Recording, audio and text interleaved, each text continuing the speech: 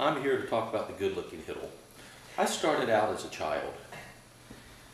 It was an interesting life growing up.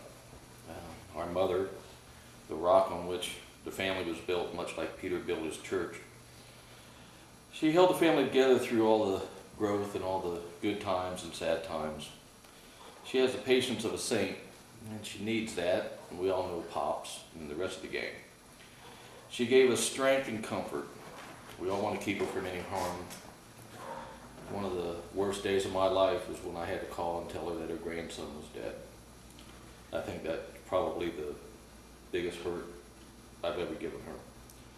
Mom, in her own way, gave me comfort in my sorrow and helped me get through that day.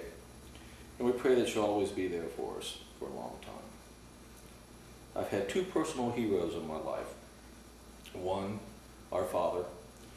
I'll always call him Pops. He has been a hero of mine all my life. He taught me many things in life. How to fix things around the house, how to drive, though I don't drive like he does, and all the other things that really matter. He taught me how to become a man. He taught me that it was okay to cry when a family member was injured. All the other things in my life that really matter was provided through the family. He showed great compassion for others. When we were growing up, if one of the kids had a friend that needed help, he was there to help.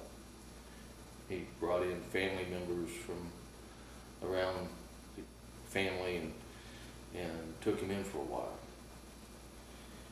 When kids in the neighborhood needed a ball coach, even though we were too old, most of us were gone, he became a ball coach for him. My father showed me that a man can have his own opinion and still care, even though people may not agree with his opinion. He taught me patriotism and love for country, and that led me into the military. He taught me pride of family and responsibility. In his own way, he was also a rock in which the family was built. And I thank him for being my hero, my guide to life, and grow into a man. I'm proud to be his son. As the youngest, when I was growing up, my older brothers and sister were a hard act to follow. Bob, or Duke as we call him, was the free spirit of the family. He taught me how to laugh at little things. He was also the first one to be brought home by the police at 1 o'clock in the morning for jumping on a gas station bell. I guess that was the biggest police officer we ever saw in our life. I think Pops did too. I was taught by Tom how to work on cars, and he also showed me how to start a fire in a tree with a can of gasoline. Too bad Mike was still up in the tree at the time. Oh, and Tom, that was the first time that Izzy was there, my future mother-in-law. She didn't think that was too funny. That was good timing, though. I tried to play sports like Mike. I really didn't enjoy the sport, so I wasn't enthusiastic with him. Mike also showed me how to clear a table. He grabbed the four corners of the tablecloth and walked it into the kitchen. Mom, with her bad back, chased him around the house and ran into her room, and he locked the door. Mom's pounding on the door, says, "Open that door." Says, "No, you'll kill me." She answered, "You're damn right." That was some of the fun things.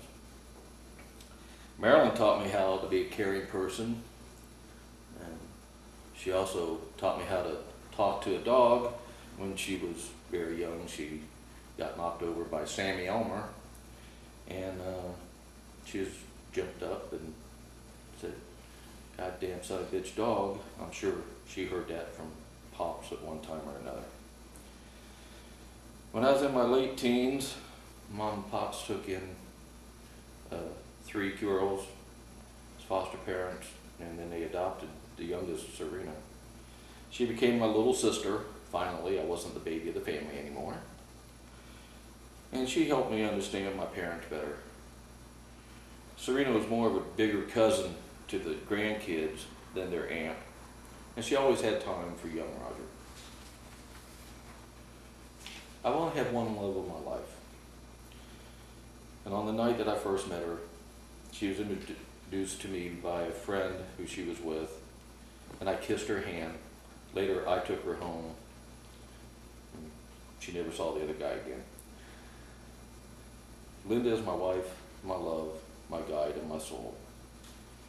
I would not know how to live if it were not for her.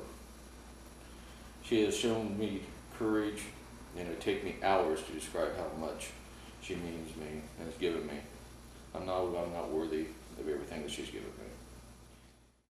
Hi guys.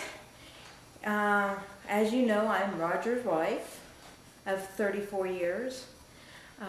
We met in 1973 after he graduated. After the incident with Mick and Tom climbing the tree, that's when we met his parents. But through our dating life, I met his folks, Mom and Pops, and their house was always filled with kids. We had a good time.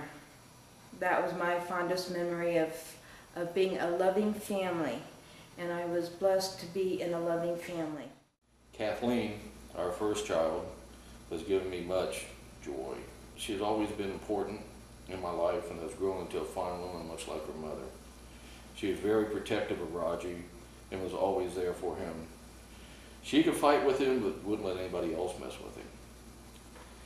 She is married with their own children now, and every day of her life, she has made me proud of her. In '74, our first child was born, Kathleen, which was a doll.